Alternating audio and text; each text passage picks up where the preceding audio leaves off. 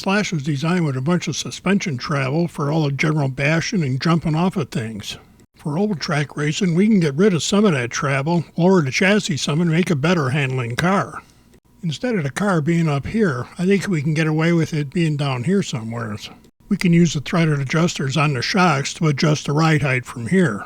The Proline shocks came with this smaller black spring on top of the shocks. I think those are primarily to catch the car when you're landing from a jump. I'm going to remove that spring so we can use that space to help lower the chassis. Keep in mind that we're not going to change the shock physically. We can put these parts back in if we want later on. The spring assembly usually comes off the shock intact, and we want to separate the top and bottom pieces. We're going to use that black connector piece, so we're going to have to take that out of the top spring. I'm not sure why, but the longer part of that connector was in the top spring. I'm just going to flip that over and put that in the bottom spring that we're going to continue to use. Having the longer part of that connector in the longer spring just makes sense to me anyway. And now we have this gap between the threaded adjuster and the spring, so here comes the high-tech part. We're going to turn that adjuster down till it meets the spring. I just want the adjuster down far enough that the spring's not loose on the shock. We'll adjust it later. Anytime you have the shocks off the car, take the time to make sure that your suspension is still free moving and it hasn't developed a bind. You'll never get the handling figured out if there's a bind in the car. On my oval track cars, I always mount the bottom of the shock as far out on the control arm as I can. Getting an oval track car to handle better on the track is usually the result of a bunch of little changes. This is one of those little ones that counts. With the car flat on the surface and the battery in place, I've turned the adjusters until they're just starting to put pressure on the springs. This seems to be a good starting point, if not a good setup to start with. For my starting point with the shocks, I want to set the chassis so there's just a little bit of upsweep to the control arms with the car on a flat surface and the battery installed. From here we need to get it on the track and see what we need to adjust. The gear on the left is the 21 tooth pinion that came with the car. I've already installed the 18 tooth pinion on the motor shaft. The original 21 tooth pinion was okay. The 18 tooth pinion should let us get off at a corner harder and should let us hit top speed before we reach the end of the straightaways. With the shocks and gearing done, it's time to take the Slash out on the track and see how it drives. These are some of the first laps with the new setup, and I haven't changed a thing. I like to get a few batteries through the car to get a better feel for how it's driving now and look for things I want to change. Plus, we've had a lot of rain recently, including last night, so my track is a lot tighter than it normally is. When you race on dirt, you just have to learn how to change your car for different track conditions.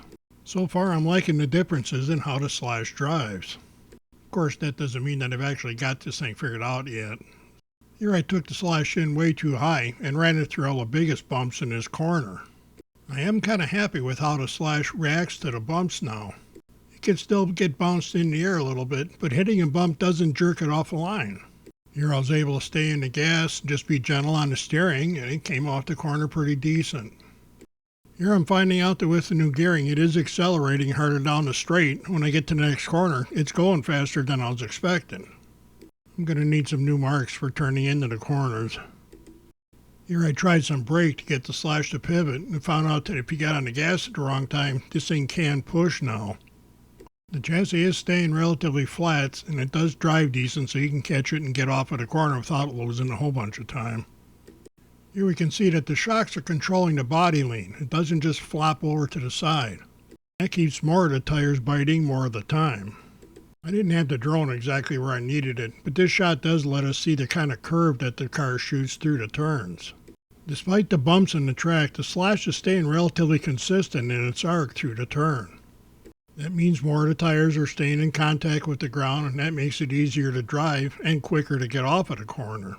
Here I stayed in the gas too long, but I stabbed the brakes, the chassis got a hold of the track, and I could power off at a corner and still hold a halfway decent arc.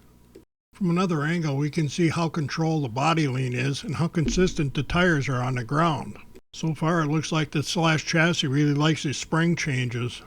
The chassis is between 1/4 and 3/8 of an inch lower than it was before, but the car seems to really like it.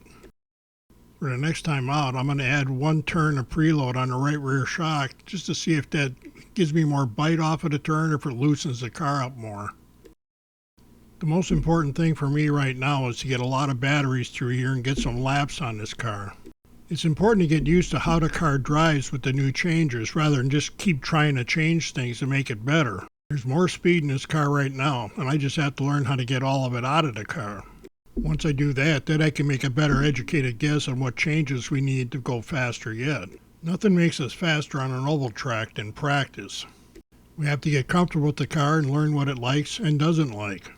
Only then can we make good decisions on what we need to do to the car to make it a little bit faster or cure a problem at one place on the track. Learning to go faster has always been a slow process.